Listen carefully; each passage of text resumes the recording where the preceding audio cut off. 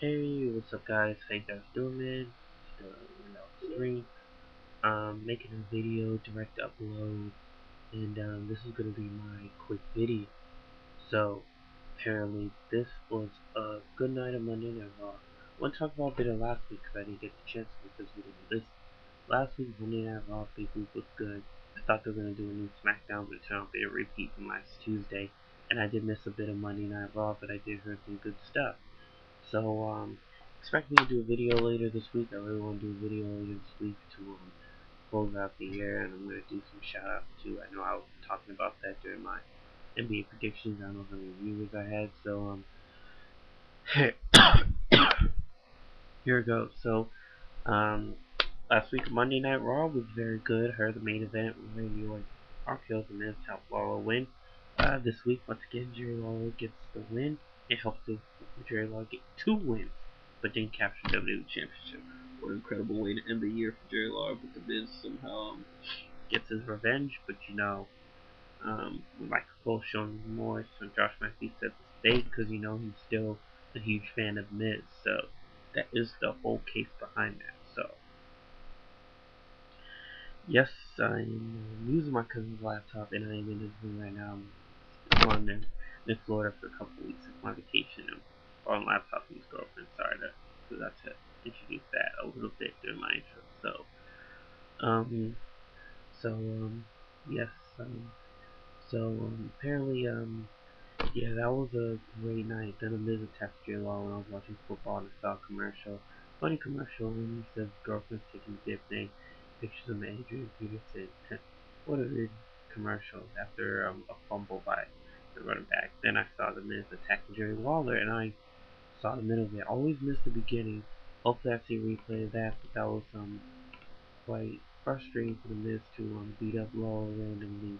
And I wonder how he came out anyway. Probably did pull another promo. So he's the WWE Championship. So he's been pulling off a lot of promos. 4 segments in one night. It's quite weird, but even though he didn't do a main event, his match wasn't even a main event, which I thought it was. But and I thought it was Randy Orton versus Sheamus as the main event, which it was. But then they had a promo between CM Punk and John Cena was supposed to close out that night, and which was a good match. Randy Orton Sheamus was a good match, and probably was a good feud of the year, and always has the best feud ever since Randy Orton dumped the legacy. It has been served a lot of purpose. It was quite epic. So after CM Punk attacking John Cena 2 weeks in a row, he explained his reason, and I thought it was a good promo. I thought it was because CM Punk filled that up. I knew there was more reason behind that. I thought he was just jealous of John Cena always in the spotlight, always, you know, trying to play to the crowd and stuff, and which kind of was. And he thinks he got tired of CM Punk just dominating everyone, and I think it was a good storyline. So we thought it was the end of Nexus, but it turned out it wasn't, which I was so excited about. It was very great that the Nexus is not over, because I heard Nexus will be over by WrestleMania. I'm hoping to be by the Royal Rumble. Hopefully one of the members of Nexus, or at least Wade Barrett, if he was still around, he'll be at the Elimination Chamber. So apparently, we get a good ending of Monday Night Raw, which was CM Punk being the leader of the Nexus. Well, leader, I don't know if he's the member, but he is the leader, the new leader ever since Wade Barrett left the group. So we never know what may happen. Hopefully he doesn't have to shave everyone's heads. Hopefully he just becomes the leader, and hopefully he takes out John Cena or any other who's on his side. But we'll see how that storyline starts. Hopefully John Cena doesn't take them out, because it would be too soon for that to happen. But by WrestleMania he takes out CM Punk and finally gets his payback for the to say the least. Sorry, I'm on Facebook. It's sorry, I'm on Facebook a little bit. So yeah, I'm trying to do this video straight through. So yes, in the Divas match, and I gotta talk about the Divas match. That's gonna be at the Royal Rumble. Natalia and Malia have been pulling off good feud. Hopefully it's not underrated. Hopefully it's something we're talking about. Thinking they're going somewhere with Melina turning heel. and thinking now Melina's having a new heel turn. She dyed her hair black. I think that she needs to get back with the gold streaks and stuff. But I think they're trying to do a new heel for Melina. Hopefully, it really works. I think it would be great if this they develop a new heel persona for her. Like she's not like the same psycho yelling ultra um egotistical woman that she always was ever since she was with um you know John Morris, Johnny Nitro when John Morrison was Johnny Nitro. So I think this was also would be quite weird for her. But yeah, so for the most part, hopefully this is worth a good build up. If Lakewood does interfere in the match, I'm thinking Molina will be the third member of Lakewood. I never know what could happen, but I'm thinking that's what may be going on apparently. So if that is to happen, I'm having a feeling it is. This would be a big surprise. I think this is just something for Lakewood to be in because I know that they're handling their feud on SmackDown, but for them to like split the titles and then rejoin the belt, I think it's just very useless for them to retire the women's title if they're just doing all that. And Layla being the final women's championship. Yes, it was history that she was the British Women's Championship, but it's like, what is she doing now? It's like ever since if if she wasn't with Lay Cool, she wouldn't be doing as much. But yeah, she would be doing some stuff, but she wouldn't be doing as much, and I forgot about her. And those who like still recognize Layla throughout probably just probably obsessed with her, just huge fan, have crushes on her or whatever. But she hasn't been really doing as much. But even when she was in ECW, when she had her new group with Victoria and left the Extreme Posse, for the most part. But it's PG, so if I have pictures of just doing some kid entertainment stuff for the least of it. So I think that's what's going down. But yes, so for my story with the Miz and John Morrison pull off a good promo. And I was like, at first when I saw that the Miz beat Alex Riley, I thought Alex Riley was gonna pull a surprising win. John Morrison gets kicked out of the title hunt. And it's like I was thinking who would be the new opponent would be. So I think it was good that John Morrison is now having his stipulation, which is a false count heavyweight match. I thought that was gonna be at the Royal Rumble, but that wasn't the case. It turned out it was gonna be at the next week on Raw, which is the new year. So I find out why they're doing it next week, and it's like, oh, it's next week. It's a new year on Raw. It's not just gonna be any other Monday Night Raw, which it was bright enough that that didn't happen, which wasn't the case. So frankly, we get a good build-up in which the Miz lost to Jerry Lawler because of Morrison interference, and I thought it was weird because Morrison cheated in the match, and it's when Miz beat up Jerry Lawler.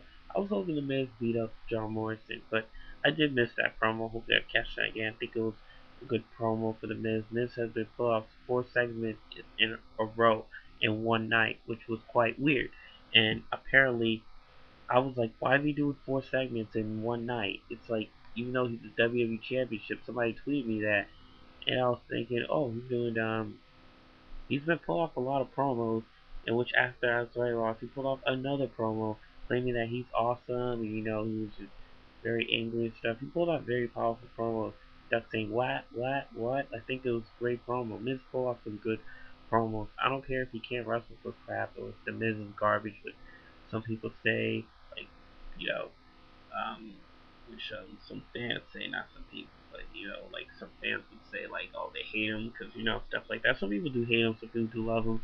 Just like Jay Vardy said, he can't wrestle for crap, but despite that, he still pulls out some good promos, really doing good on his gimmick. Like they've really been building him up very well throughout 2010. I think this is the year for him getting the best build up from holding tag team in United States champion, then going to Mr. Money in the Bank after losing both those titles, then becoming the WWE Champion.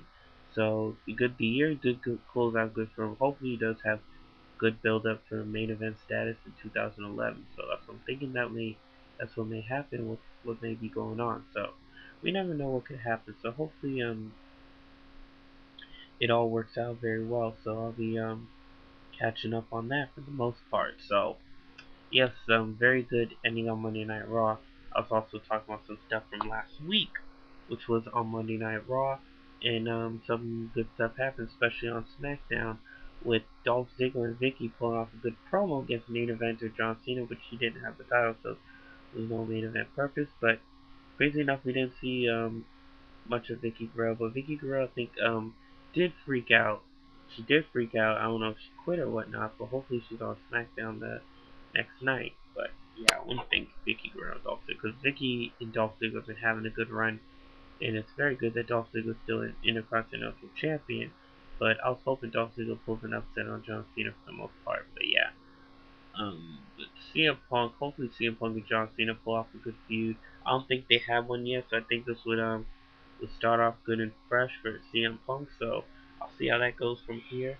Ever since him shaving his head bald and now being the new leader of the Nexus, so I think it's just John Cena gonna do the same thing, just take out every member of the Nexus and he succeeds. So sorry, someone's shouting me on Facebook.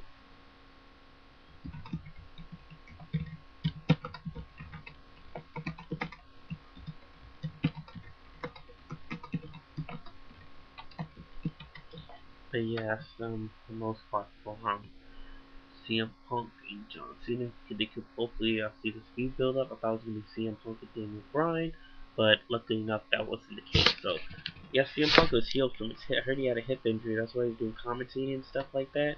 But yeah, it's good to have him back in action. So hopefully, if he's in the match or is to be in a match, I'll see how he carries himself out. So, we'll see how that goes from here. So, yes, these are my thoughts. We'll see how SmackDown goes out. Hopefully, if Caitlyn does train and become fully developed, hopefully she has her feud with Lake Cool. Hopefully, Lake Cool's just on a new feud, starting fresh on SmackDown. Hopefully, they just stay on SmackDown, just have Melina and Natalia have her moment, but bring back the women's title or the light heavyweight title. Because also, my thoughts on Caval being released was very surprising. I didn't expect Caval to be released. I thought this would be a great gimmick for Lake Cool. They could still say that, they were the pros for NXT Season 2, the first female pros for NXT Season 2.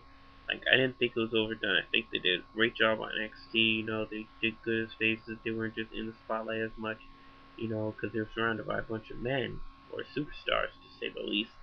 Um, they just did a job like building up Cabal, turning front upside down. No, it was very dysfunctional forward-looking mentorship, but they just used it for the entertainment.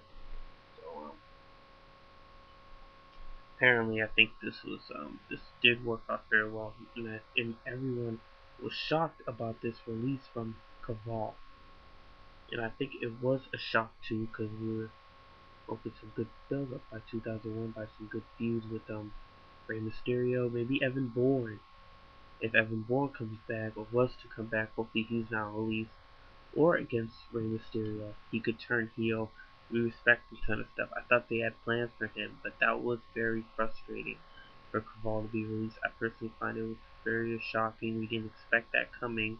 We thought they were going to do some big stuff for him. He could have been an Intercontinental title hunt. Like, they could have had a fatal 4-way TLC. That's how I would have booked him. But that was the case. They said they have plans for him. I think that was silly. They should have had plans for him. Like, there's a new year coming up. It's like they could have did something big, and it would have blown everybody away. That's what I would have done. Have a feud with Rey Mysterio unless he ends his feud with Alberto Del Rio. But they think that feud's going so well, they couldn't wait till that rivalry dies out, and then they can move on to Caval, and Alberto Del Rio could probably feud with Edge when Kane feuds with Undertaker. That's how I would have booked the feud, but Caval can really build up to a good main event. Caval could have had his feud with McIntyre, like they could have some epic promo feud with a bunch of promos in it. I think that would have been epic to happen. So surprisingly, this was a surprising tragic that Caval's been released, but I really think that was Caval asking to be released. That they didn't have plans for him, so I think that was a good reason. But hopefully, if Caval was to come back, then they could book him a little better. Because I heard some SmackDown people booking SmackDown, the creative team getting fired because SmackDown's having bad ratings.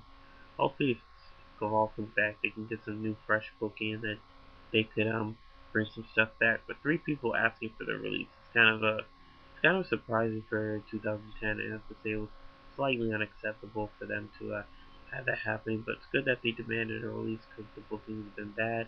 But that's not very good. So hopefully SmackDown starts out fresh. For them to go move on a new cable, I think it's very good that they're on a new cable. But